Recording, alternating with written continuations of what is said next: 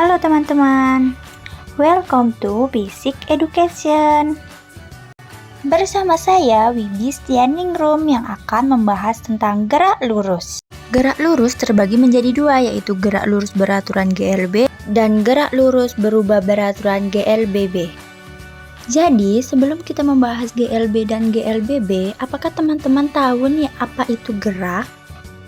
Benda dapat dikatakan bergerak jika perubahan kedudukan suatu benda terhadap titik acuan tersebut.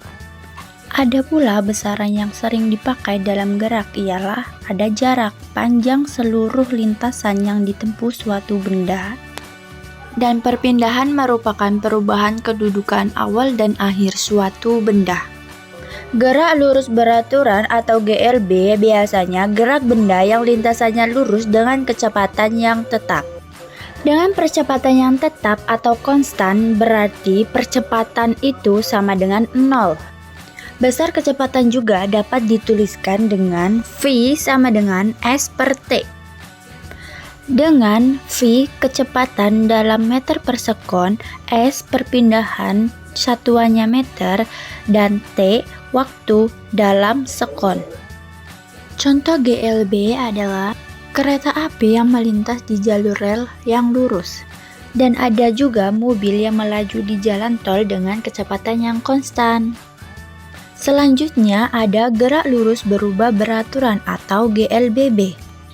GLBB juga dapat disebut juga dengan gerak benda yang lintasannya lurus dengan kecepatan berubah terhadap waktu dan percepatan tetap. Yang artinya gerak ini mengalami perubahan secara teratur sehingga menimbulkan percepatan yang tetap atau konstan. Beberapa persamaan GLBB. Yang pertama adalah VT sama dengan V0 plus AT. Yang kedua S sama dengan V0 T ditambah 1/2 AT kuadrat. Yang ketiga VT kuadrat sama dengan V0 kuadrat plus 2AS. Dengan VT adalah kecepatan akhir dengan satuannya meter per sekon, V0 kecepatan awal satuannya meter per sekon, A percepatan dengan satuannya meter per sekon kuadrat, T waktu dalam sekon, S perpindahan satuannya meter.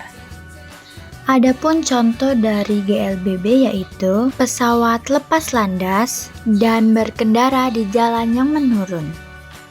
Mari kita mengerjakan contoh soal berikut. Jadi teman-teman semuanya, di dalam soal ini sudah diketahui bahwa V adalah 36 km per jam. Kita akan mengubah dari kilometer per jam ke meter per sekon. Jadi di sini ada 36 km per jam diubah ke meter per sekon, yaitu hasilnya 10 meter per sekon. Di sini juga sudah terdapat waktu yang ditempuh dalam perjalanan itu adalah T sama dengan 10 sekon. Lalu yang ditanyakan pada soal tersebut adalah jarak. Jarak dalam GLB adalah S. Untuk menentukan jawaban dari soal tersebut yang ditanya adalah S, kita kembali lagi ke rumus GLB yaitu V sama dengan S per T. Maka jawabannya bisa dituliskan dengan S sama dengan V dikali T. S sama dengan V-nya adalah 10 meter per sekon dan waktunya adalah 10 sekon. Jadi kita kalikan saja 10 meter per sekon dikali 10 sekon adalah 100 meter. Jadi jarak yang ditempuh Dina saat mengendari sepeda motor yaitu 100 meter. Jadilah jawaban yang benar adalah A. Adapun kesimpulan dari materi GLB dan GLBB ini adalah sebagai berikut. Pada gerak lurus beraturan atau GLB dapat disimpulkan bahwa kecepatan konstan dan tidak berubah. Jarak dan waktu itu berbanding lurus. Grafiknya adalah garis lurus horizontal dengan menggunakan rumus S sama dengan V kali T. Nah teman-teman semuanya, pada gerak lurus berubah beraturan atau GLBB dapat disimpulkan bahwa percepatan itu adalah konstan dan tidak dapat berubah.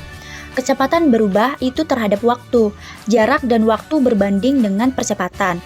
Grafik pada GLBB adalah garis lurus miring dengan menggunakan rumus S sama dengan V0 dikali T ditambah 1/2 dikali A dikali T kuadrat.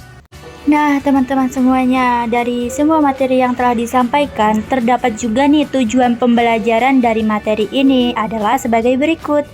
Tujuan yang pertama adalah membedakan gerak lurus dengan kecepatan yang konstan dan gerak lurus dengan percepatan yang konstan. Yang kedua adalah mendiskusikan perbedaan gerak lurus dengan percepatan yang tetap dan gerak lurus dengan percepatan yang tetap. Dan yang ketiga adalah menganalisis besaran-besaran fisika pada gerak dengan kecepatan yang konstan.